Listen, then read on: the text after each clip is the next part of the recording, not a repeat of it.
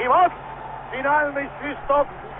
Рикардо Латанци извещает о том, что динамовцы Тбилиси в 1981 году завоевали Кубок Кубков европейских стран. Большая удача грузинских футболистов, большая победа советского футбола. Это 4-я крупная победа нашего футбола за всю ее историю. В 1956 году олимпийские медали, в 60-м Кубок Европы на уровне национальных сборных. В 1975 году киевляне овладели этим же кубком и затем суперкубком.